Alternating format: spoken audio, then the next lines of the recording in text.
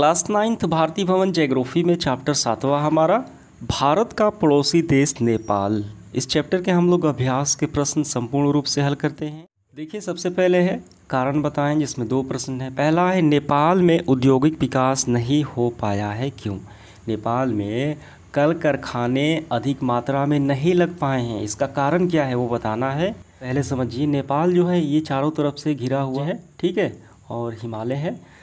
तो यहाँ पे बहुत सारे खनिज भंडार हैं, लेकिन इनकी खोज नहीं हो पाई है, ठीक है। और ये औद्योगिक दृष्टि से नेपाल काफ़ी पिछड़ा हुआ है, क्योंकि खोज भी नहीं हो पाई है। यातायात साधन आने जाने का ये सही व्यवस्था नहीं है, इसका अभाव है, लेकिन संभावनाएं ज़्यादा है। तो इसका कारण ऐसे लिखेंगे, औद्योगिक दृष्टि से नेपाल बहुत पिछड़ा राष्ट्र है, क्योंकि यहाँ बड़े उद्योग स्थापित करने के उपयुक्त कारकों का अभाव है, ठीक है। और तथा खनिज क्षेत्र में भी खोज कम होने से खनिज उद्योग पीछे हैं। तो कुल मिलाकर देखा जाए, चारों तरफ से पहाड़ों से घिरे रहने के कारण ही ये पिछड़ा हुआ है। समझ में आ गया? तो इसका आंसर आपका हो गया। दूसरा सवाल देखिए, नेपाल में बिहार की अपेक्षा कम तापमान मिलता है, क्यों? तो नेपाल जो है ये बिहार से क्या है, नज़दीक है, ये पड़ोसी राज्य हैं, ठीक है, अपनी सीमाएं साझा करता है। तो नेपाल में हिमालय है, तो वहाँ पे हिमपात होता है, तो वैसे ही तापमान कम होगा। बिहार क्या है, ये मैदानी क्षेत्र है, तो यहाँ पे तापमान तो ज़्यादा होगा, ठीक है। तो आइए इसका आंसर लिखते हैं।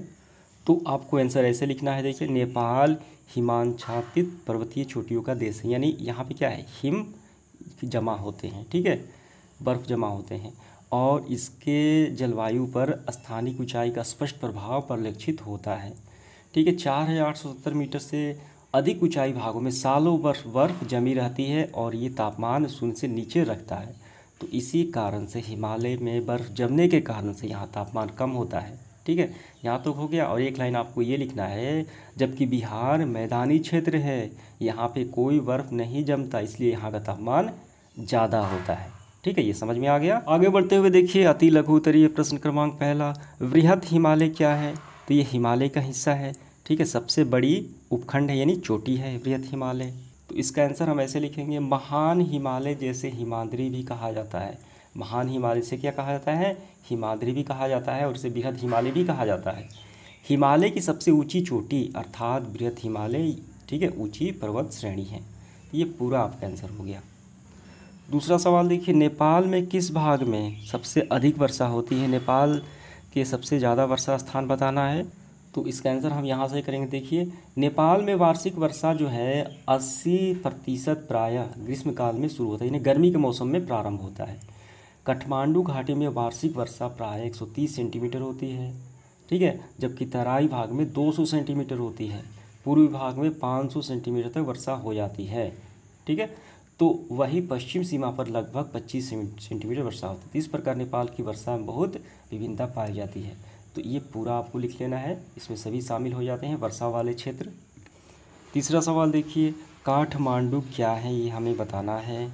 तो इसका आंसर काफ़ी सरल है, हम यहाँ से करेंगे, हिमाद्री और यानी महान हिमालय, हिमाद्री और हिमालय के बीच नेपाल की प्रसिद्ध जो है काठमांडू घाटी है, इसमें जिससे नेपाल की राजधानी काठमांडू स्थित है। तो ये नेपाल की राजधानी है। तो आपको ऐसे ही लिखना है इसी तरीके से, ठीक है। ये आपका आंसर हो गया। ये प्रसिद्ध जो है काठमांडू घाटी है, और ये नेपाल की राजधानी भी है। इसके बाद देखिए, लघु उत्तरीय प्रश्न है पहला, एवरेस्ट चोटी की ऊंचाई कितनी है? यह नेपाल के किस भाग में स्थित है, ये बताना है। तो इसका आंसर हम यहाँ से करेंगे, हिमालय के सर्वोच्च शिखर एवरेस्ट की स्थिति नेपाल में है, जिसकी ऊंचाई 8848 मीटर है। एवरेस्ट को नेपाल में सागर माथा कहकर पुकारा जाता है। ये नेपाल और चीन की सीमा पर है। तो ये इसकी स्थिति भी हो गई, ये इसकी ऊंचाई भी हो गई। तो यहाँ से ये पूरा लिखते हुए यहाँ से कर लेना है। दूसरा सवाल हमारा, नेपाल के पड़ोसी देश जो नेपाल से सटे हैं और भारतीय राज्यों के नाम हमें लिखना है। ये नेपाल की किस दिशा में स्थित है वो पूरा बताना है, ठीक है। तो 3 सवाल है, जो पड़ोसी देश है उसका नाम, भारतीय राज्यों का नाम, और ये जो भारतीय राज्य हैं किस दिशा में स्थित है ये नेपाल, ठीक है, तो वो बताना है। तो यहाँ पे देखिए, तीनों सवाल का आंसर हमें यहाँ पे मिल जाएगा, एक ही में है। नेपाल हिमालय के दक्षिण ढलान पर भारत और उत्तर में चीन के बीच स्थित है। तो पड़ोसी देश कौन से हो गए? भारत और चाइना। और दक्षिण में भारत के 2 राज्य बिहार और उत्तर प्रदेश, पश्चिम में उत्तराखंड की सीमा मिलती है और पूर्व में सिक्किम और पश्चिम बंगाल की सीमाएं इससे छूती हैं। ठीक है, तो ये हो गया पूरा आपका आंसर। ठीक है, यहाँ से यहाँ तक। तीसरा सवाल, नेपाल की 3 बड़ी नदियाँ कौन कौन हैं? तो यहाँ पे पहले समझिए, नेपाल में अनेक छोटी छोटी नदियाँ हैं, लेकिन कोसी, गंडक और घाघरा, तो ये जो नदी हैं ये भारत से ये क्या है, संपर्क है। लेकिन नेपाल की पूछा गया है सवाल में, तो आपको लिखना है नेपाल की बड़ी नदियाँ कारनाली, नारायणी, ठीक है, और इसे नारायणी भी कहा जाता है।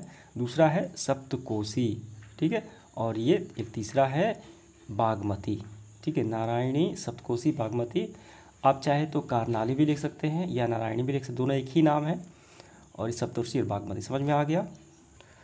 चौथा सवाल, नेपाल का प्रमुख औद्योगिक नगर कौन है वो बताना है। तो नेपाल में बड़े उद्योगों का अभाव है, तो हम ऐसे लिखेंगे, नेपाल में औद्योगिक नगर निम्नलिखित हैं। पहला है विराट नगर, जिसमें जूट, जो चीनी, दिया सलाई और प्लाईवुड, और देखिए, और यानी ये एक सबसे प्रमुख क्या है, औद्योगिक नगर है। पहला हो गया विराटनगर। दूसरा है वीरगंज, इसमें दिया सलाई, सिगरेट के खाने ये बनाए जाते हैं। तीसरा है हथौड़ा, इसमें लकड़ी का एक विशाल कारखाना खोला गया है।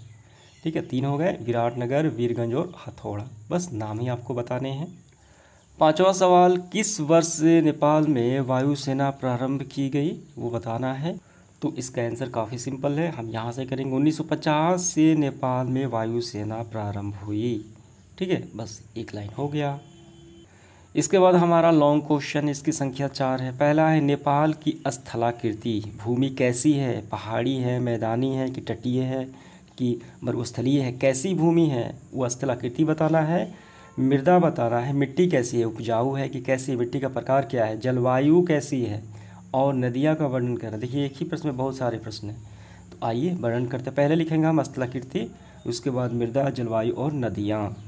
तो देखिए आपको सबसे पहले आपको आंसर लिखना है नेपाल की संरचना या स्थलाकृति, लिख के डैश देना है और ये पूरा आपको यहाँ तक लिख लेना है। ठीक है, इसकी संरचना कैसी है, हिमालय की उत्पत्ति से प्रभावित है। ठीक है, ये वलित पर्वत है, तो ये सारे लिखते हुए यहाँ पे कठोर चट्टानें हैं, आग्नेय और पर्वतीय चट्टानों से ये बना हुआ है, तो यहाँ तक हो गया स्थलाकृति। अब इसके बाद मिट्टी के बारे में लिखना है, तो मृदा लिख के डैश देना है, ये पूरा लिखते हुए आपको यहाँ तक लिखना है, जिसमें देखिए कौन कौन सी मिट्टी शामिल है उसमें सभी आ जाएंगे। तो यहाँ पे देखिए, यहाँ ऊपर पर्वतीय प्रदेश होने के कारण उपजाऊ मिट्टी नहीं रह पाती। ठीक है, और इसका रंग भूरा होता है, और यहाँ पे ड्राइड मिट्टी पाई जाती है, और अल्प मात्रा में कौन सी जलोढ़ मिट्टी भी पाई जाती है। तो यहाँ तक हो गया मिट्टी के बारे में। अब आपको लिखना है नदियों के बारे में, तो नदियाँ लिख के डैश देना है। नेपाल में नदियाँ, तो आपको लिखना है कोसी, गंडक और घाघरा सहायक नदी है, और जबकि नेपाल की 3 प्रमुख नदियाँ हैं, कारनाली, सप्तकोसी और बागमती। ठीक है, कारनाली को नारायणी भी कहा जाता है, तो नदियों का नाम भी हो गया। अब इसके बाद हमें आखिरी लिखना है जलवायु। नेपाल में 4 जलवायु ऋतुएं पाई जाती है, शीत, बसंत, ग्रीष्म और शरद ऋतु। ठीक है, बस इनके नाम लिख लेने हैं।